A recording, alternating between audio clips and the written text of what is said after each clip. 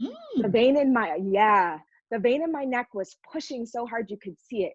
And I had a pounding headache. I was sick from the inside out. And to most people, I seemed just a little stressed. But I knew that it was different. I knew this minimizer was threatened and was trying to do everything they could to put me in my place. That is the power of what a minimizer can do.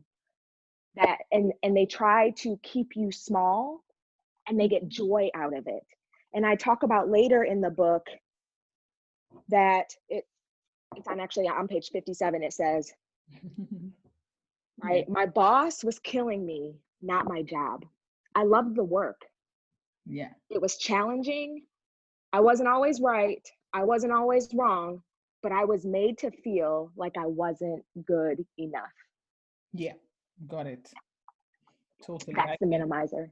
I can relate with this situation, but Ah, yes, I totally can. But what are you saying about, I love that you call them minimizers, because they are really minimizers, but till you get to the point you understand they are minimizers, not the main, like they are not bigger than you. Because when you say minimizers, for me, makes me remember that they are minimum. They're not that important in my life, because some people get frustrated and they take their lives away, or they do something to themselves because they are afraid of this boss, afraid of this minimizer, because they take them like in control of their own lives. And this is powerful, this word minimizer. I just love it. Yeah, they definitely minimizers in our lives, no? Something that's oh, okay, so they are the stealers at the same time. Those are the stealers, yes. And there's 4 other characters in the book. And like we talked about, even in your situation, before that definition, you wouldn't have necessarily thought about those people in your life that made you feel small as bullies. I didn't know. Yeah, that's so true. Yeah, and most adults don't. Most adults, especially when I'm speaking and talking, they're like, oh, bullying, like that happened when I was a kid, or that happened when I was young. But it could be happening to you in your family, at work, with your friend group. And anytime you're with an awesomeness stealer, you know it, because you start to shrink back in some way. You start to say to yourself, I'm not gonna be as loud, or I'm not gonna share my next win, or I'm not gonna say that or do that. And so then you start to shift who you are. Yeah. And that helps then, and then you aren't able to give your awesomeness when you really should give your awesomeness. Amazing, Raushawna. I love it, because you just remember me, like you just telling me my story in a way, like 2 years ago almost. I was there with this minimizer, and that's why I am here today. That's why I created Women Flicks. That's why I've got my own company in beauty therapist. And I'm like, yes, this minimizer made me the awesomeness woman in the world. I feel powerful because I didn't allow this minimizer stealer, or I don't know how to call it, but this is so true. Oh, I'm so Yola, the truth is that they knew you had all of that in you. That's why they came for you in the first place. Wow. Yeah, the bullies in our lives see us even sometimes before we see ourselves. That's why they come. They might not be able to articulate it, they might not be able to say it in a way that helps us move forward, which is why they do the things that they do. But if they come for you, and you have a pattern in your life where people are coming for you, that is the sign that you have awesomeness. And you've got to figure out what it is and then give it to the world. And that's what I help my clients do. Yeah. Wow. Yeah. Wow.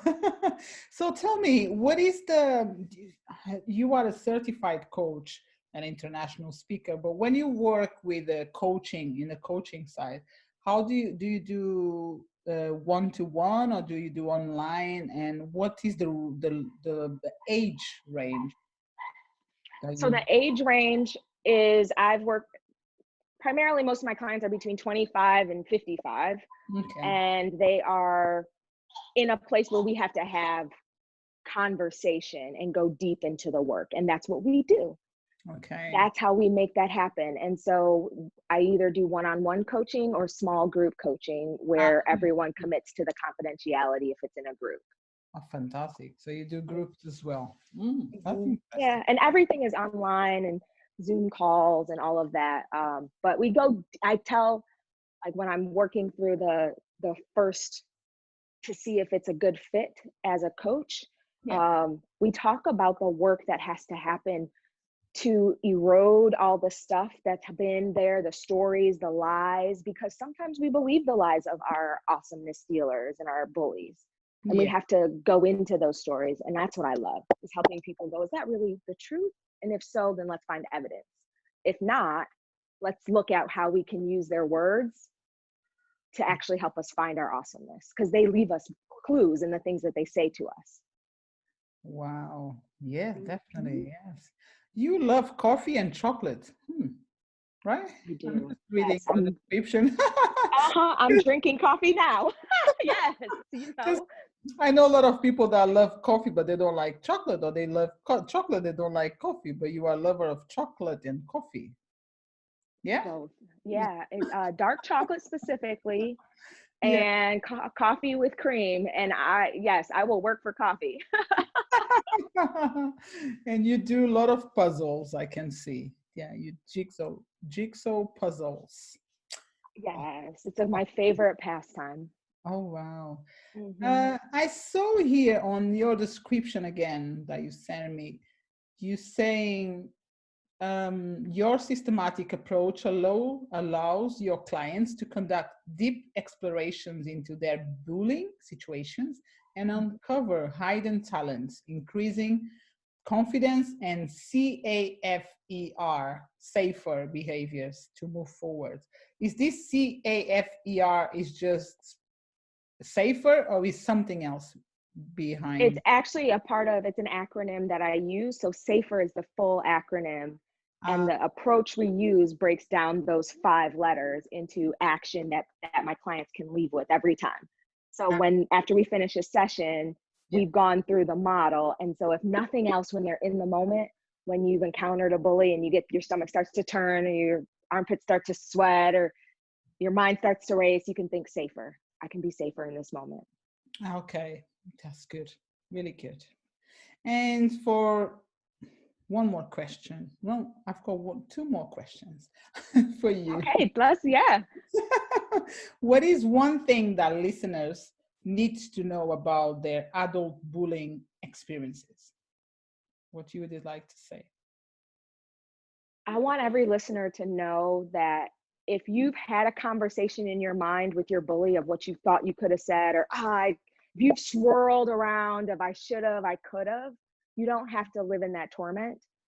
That you can actually go back into that moment in your mind and go through it and unlock and unleash yourself and be free from that moment and move forward with your awesomeness. You can. Amazing. Amazing. So anyone that is listening today or will listen afterwards our podcast, please, if you're going through something similar like we've been talking about today here, get in touch with Raushawna, or even get in touch with us, Women Flakes, and we can get you from there and help you and send you to Raushawna or anything. Just come to us as women. We are here to help. We are here to embrace your situation and support you in all the ways we can, possibly we can. So that's amazing. Thank you so much, Raushawna, for this moment. It was amazing to talk to you. I'm so Thank blessed. you, Yola. This was amazing. I appreciate you and all that you're doing to empower women across the globe. So definitely keep giving your awesomeness and your minimizer. They just set you up for success. That's so true. Yeah, that's what they done to us. So now hold on. They need to hold on their seats and stay there quiet and live their lives, because we are living our best lives for sure. So Absolutely. yeah, how can people find you then? So let's say. Yes. So you can find me on Facebook and Instagram as Giver of Awesomeness. And you can also visit my website, raushawnaprice.com. Oh, I've got a website here, Giver of